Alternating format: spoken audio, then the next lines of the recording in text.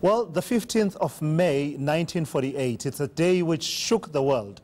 Today marks 70 years since Jewish leaders formed the State of Israel. For some, it's a moment of triumph. For others, it's a tragedy. Let's get some perspective now. Reporter Michael Marillier joins me now. So, Michael, the 15th of May, it's a significant date for both sides. Tell us why that is.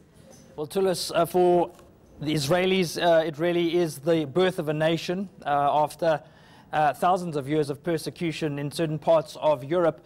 But for Palestinians, it is known as the Nakba, which translated means catastrophe. I want to take you back, Tulis, more than 100 years. This is Theodor Herzl. He published the first real pamphlet dealing with a call for a Jewish state. It was published in 1896.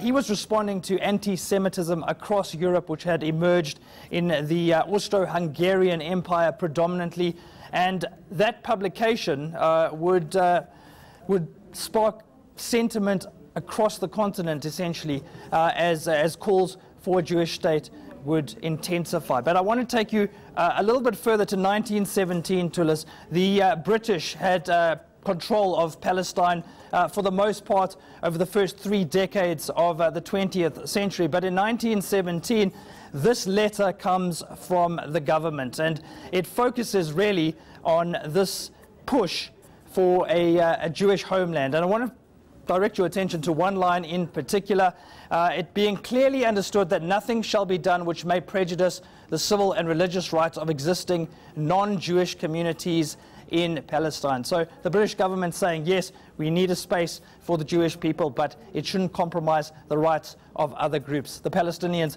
may well argue that that never came to be.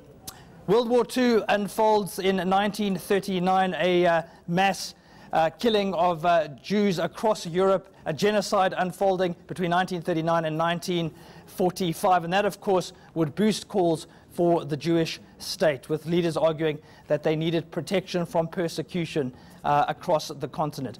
Britain would announce in 1948 that it would withdraw from Palestine, and Jewish leaders would take that opportunity, seize that opportunity, really, to proclaim the State of Israel. So that happened on the 14th of May.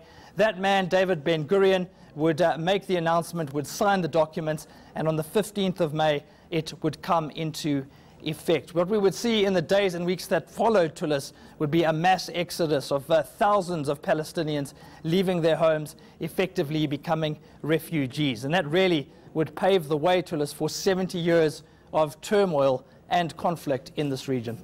Right. Thank you so much for that perspective. Absolutely important for us to track this particular situation all the way back. Michael Marillier working that story for us and giving us some context to this ongoing situation in the Middle East.